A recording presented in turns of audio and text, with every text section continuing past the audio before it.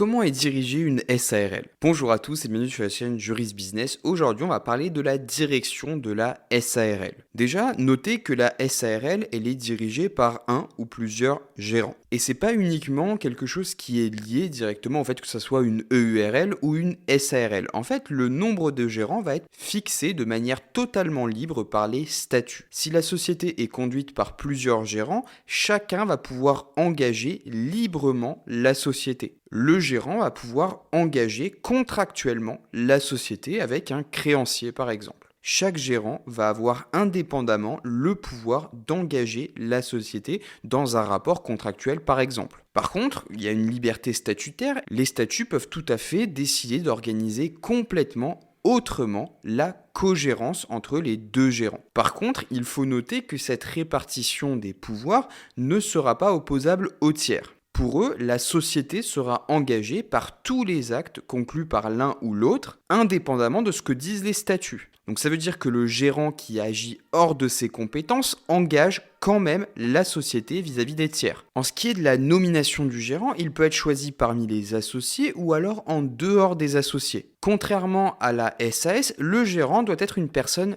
physique. Il peut être majeur ou alors mineur émancipé, il n'y a aucun souci, les mineurs émancipés peuvent gérer une SARL. Il n'y a pas besoin d'avoir la capacité commerciale pour être gérant. Par contre, les majeurs incapables ne pourront pas gérer une société à responsabilité limitée. Ça, il faut quand même se le mettre de côté. La nomination du gérant va pouvoir se faire par les associés de deux manières. Soit via les statuts directement, on va nommer le gérant dans les statuts, ou alors par un acte postérieur. On va faire une nomination a posteriori. La nomination va se faire par une décision prise en assemblée ou lors d'une consultation écrite par un ou plusieurs associés qui représentent plus de la moitié des parts sociales. Si la majorité n'est pas obtenue, le gérant sera nommé à la majorité des votes émis. Mais les statuts peuvent écarter la seconde consultation. Les statuts vont fixer la durée du mandat du gérant. À défaut, il sera nommé pour la durée de la vie de la société. Enfin, les statuts peuvent venir subordonner la nomination du gérant à certaines conditions.